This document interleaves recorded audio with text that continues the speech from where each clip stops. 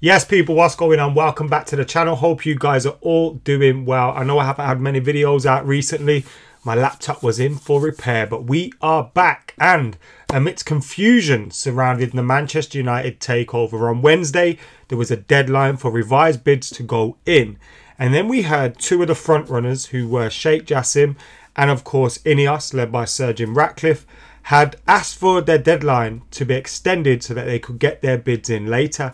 The thing was that the press had initially reported those bids had already gone in, so there was loads of different confusion. There were loads of different bidders being spoken about. There was some from the Elliott Group even talking about a potential partial bid for Manchester United, and there was just chaos. It was like transfer deadline day, except with the future of Manchester United at stake. So in this video, we're going to go through some of the latest reports from The Athletic and Laurie Whitwell, and from The Times as well. And we're just going to get up to speed with what is actually going on and why we are where we are at the moment, and who's are those bids in, or what, what's going on. So let us know your thoughts about everything in the comments below. One thing I know for sure is all of this kind of confusion and this chaos will be welcomed by the Glazers, I think, because they will want to create this kind of bidding war, this bidding war environment. That's what they want. They want the most money out of this situation. But let's get stuck into it anyway. So the Wednesday evening deadline passed, and we heard the bids from Sheikh Jassim and the Qatari group and Ineos bids had gone in. And then almost immediately after, the same journalists that said those bids had gone in then reported that actually the bids haven't gone in and something else was afoot. Then we heard that Sir Jim Ratcliffe was the one who asked for an extension to the deadline, and he was granted that because the Rain Group, who are controlling the sale or managing the sale for the Glazers, they obviously said the deadline isn't set in cement. You can obviously get an extension and you can put your bid in at a later time. So it was Sir Jim Ratcliffe and Ineos that initially did that. And then the Qatari group and Sheikh Jassim then went, actually, we're not going to put our bid in because we could be at a disadvantage here if our bid goes in before the Sir Jim Ratcliffe bid. So we're going to hold tight as well. So they then said, we're going to put our bid in later on. Then it comes to Thursday. And actually, before we get there, on the Wednesday evening then, because of all this was going on, it felt like chaos.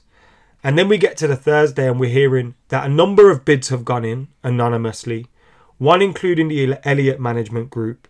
We then also heard about this fella who's a Finnish entrepreneur called Thomas Ziliakis. And he was talking about, I'll put 3 billion forward and the fans can all put $1 in each and all this. It sounded like dreamland stuff. Of course, fan ownership of clubs is important, but this guy sounded like a chancer.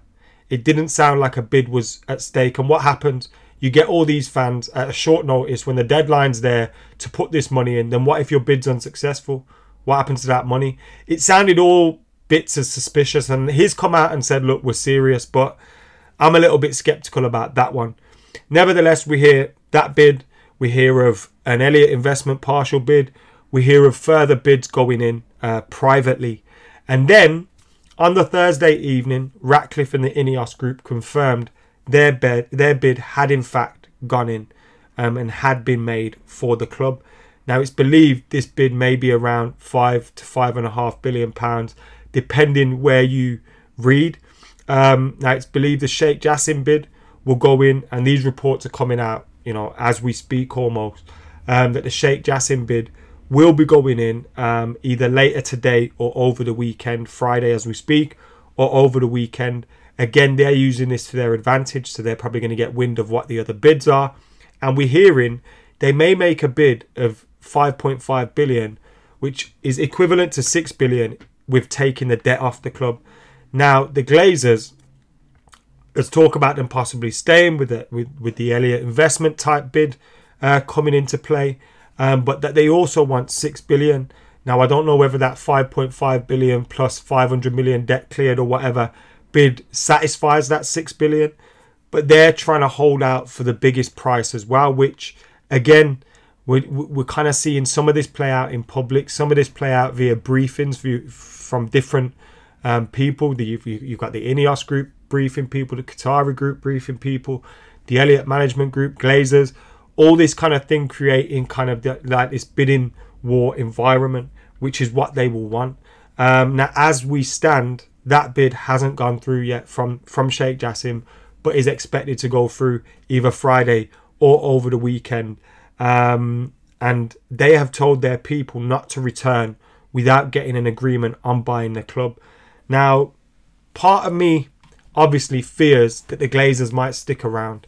They might take one of these partial bids and stay at Manchester United. But there's also a lot of scepticism on the actual amount of bidders there, and whether a lot of this is just hot air in order to get the most out of the Qataris, out of Ineos, etc. And they just try to drive up the price. And I tend to believe it's that. But I do have that fear that these guys could stick around and we would be stuck with them. Although, if something like that was to happen, obviously there's been protests going on for a while against the Glazers, continuously. I suppose if there was wind of them potentially staying and it was serious, that, you know, the protest would be even more massive and much more louder and incredible. So I could see that causing more problems for the Glazers than good if they were to pull out. But anything can happen. You never know with these guys, and it's just one of these situations that we got to wait and see develop. It will develop over the weekend where this other bid will come in, and then I'm sure, you know, the Glazers will speak to the most serious of bidders and try and squeeze a little bit more out of them maybe. But the Qataris sounded serious. They don't want their guys to come back without an agreement. Ineos obviously getting their bid in late on Thursday, and the rest is crazy at the moment, absolute craziness. But there we are. It's the international break at the minute, so not much else going on. Obviously, Luke Shaw got sent off for England. I don't mind that at all. Make him come back and get some rest. Rashford pulled out of international duty as well. Obviously, Lisandro Martinez had that incredible homecoming for Argentina. If you haven't seen it, check it out, for the scenes where the players come out into the stadium, the fireworks, the flares, the crowd's reaction, the tears from Messi and all the other. It was madness. Absolutely incredible stuff. But yeah, the international break's a bit of a quiet one. I know United players need a rest, and we have fixtures back to back and like every 3 days coming up now till the end of the season. But you do miss United as soon as the international break comes around. But anyway, let us know your thoughts on what's going on with this sale at the moment. It is absolute madness, but hopefully we are edging closer to the end of the Glazers' reign at Old Trafford. Anyway, I've been AdamMcKola. Make sure you subscribe in. We'll be back now with the regular content, so keep it locked, and I'll see you soon.